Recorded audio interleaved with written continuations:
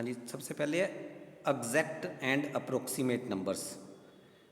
There are two type of numbers, exact and approximate numbers. Approximate number को x small a जो suffix ए से denote करते हैं।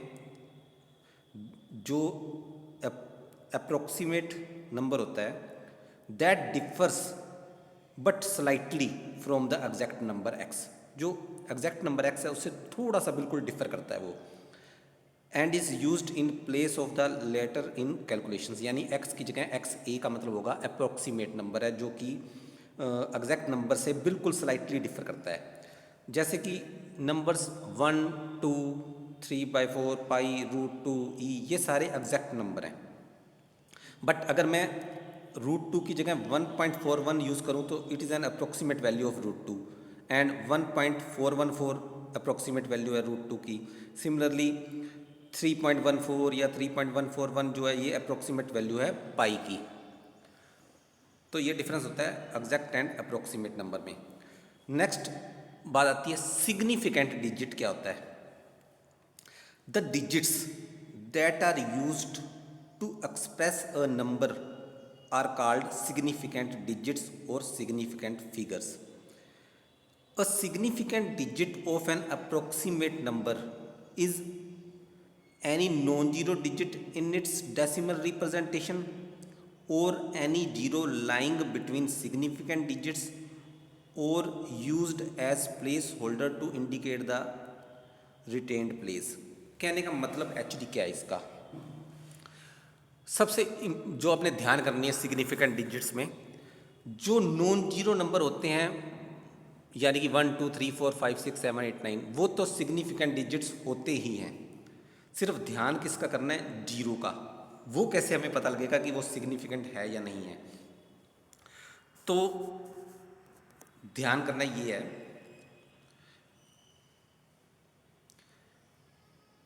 वो वाली जीरो डिजिट को हम सिग्निफिकेंट मानेंगे which lies between significant digits. अगर जीरो किसी दो नॉन जीरो नंबर्स के बीच में आ रही है तो वो सिग्निफिकेंट मानी जाएगी, यानी उसके लेफ्ट साइड पे भी सिग्निफिकेंट डिजिट है और उसके राइट साइड पे भी सिग्निफिकेंट डिजिट है, तो जो जीरो है वो सिग्निफिकेंट मानी जाएगी, नंबर 1।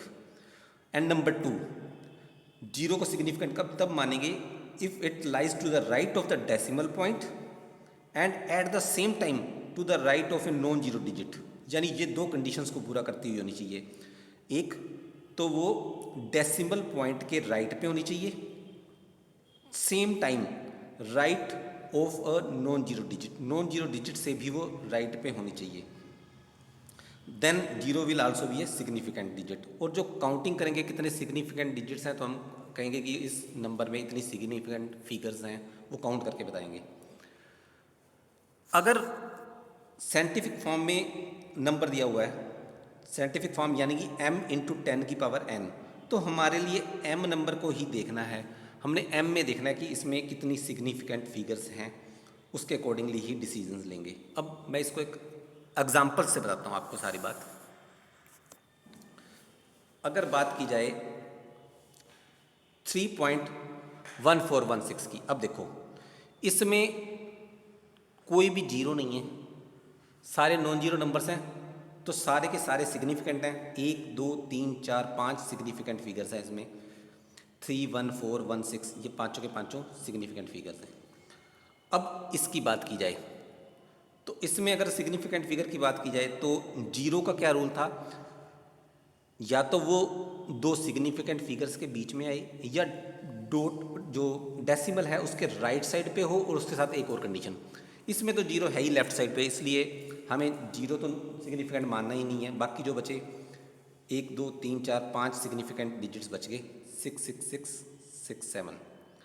अब अगर इसकी बात की जाए 4.0687 की, तो इसमें 4687 तो हमें पता ही है कि ये सिग्निफिकेंट्स हैं क्योंकि ये नॉन जीरो हैं। तो अब बात रहेगी जीरो की, क्योंकि ये डेसिमल के राइट साइड पे भी है और एक सिग्निफिकेंट फिगर के राइट साइड पे भी है, इसलिए जीरो को भी सिग्निफिकेंट मानेंगे। तो इस केस में 5 हमारे सिग्निफिकेंट डिजिट्स हो गए। अब बात करते हैं 5090 की।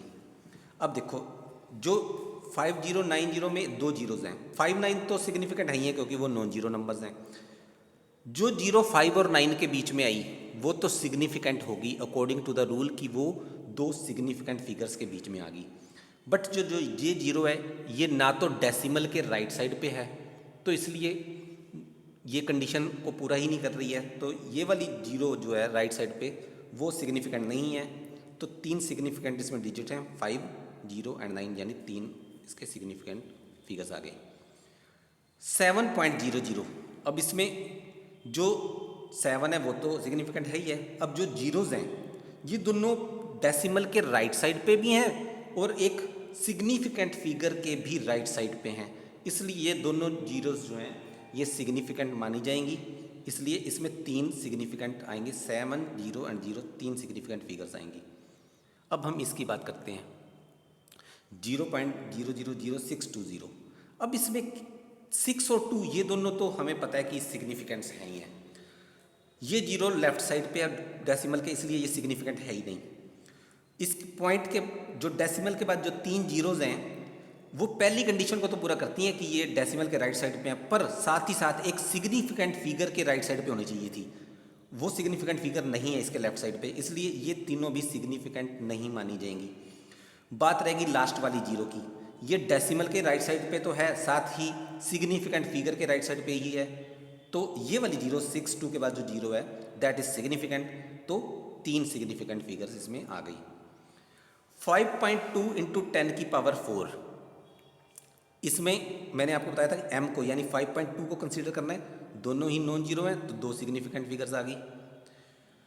3.506 इंटू 10 की पावर 1 कह लो, तो हमने इसको कंसीडर करना है, तो 356 तो है ही है सिग्निफिकेंट। तो जीरो की बात करें तो जो दो सिग्निफिकेंट फिगर्स के बीच में आ रही है जीरो, इसलिए ये भी काउंट हो जाएगी सिग्निफिकेंट में, तो चार सिग्निफिकेंट फिगर्स इसकी आ गई।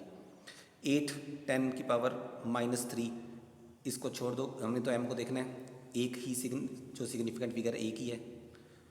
4.6300 इंटू 10 की पावर 4, 10 की पावर 4 को नहीं देखना है हमने, m को देखना है 4.6300, तो 463 तो सिग्निफिकेंट है ही है। तो ये दो जीरोस जो हैं ये डेसिमल के राइट साइड्स पे भी हैं और सिग्निफिकेंट फिगर के भी राइट साइड पे हैं, इसलिए 1, 2, 3, 4, 5 सिग्निफिकेंट फिगर्स इसमें हो गई।